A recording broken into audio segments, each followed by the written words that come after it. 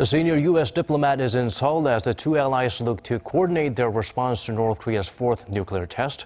The provocation has severely raised tension in the region, but South Korea and the U.S. know they'll need China's cooperation to ensure Pyongyang is punished in any meaningful way. Connie Kim has this report.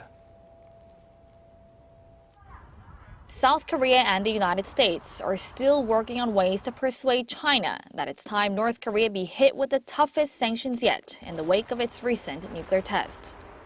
U.S. Deputy Secretary of State Tony Blinken is in Seoul on a two-day visit for talks with South Korea's Foreign Minister Yun Byung-se and Vice Foreign Minister Lim Sung-nam. South Korea and the U.S. will focus on ways to cooperate in response to North Korea's nuclear test, including a UN Security Council resolution. Following his talks in Seoul, Blinken will travel to Beijing on Wednesday for talks with Chinese Vice Foreign Minister Chang Ye-sui. U.S. Secretary of State John Kerry will also visit China next week to pressure Beijing to join the other members of the six-party nuclear talks in punishing Pyongyang for its latest provocation.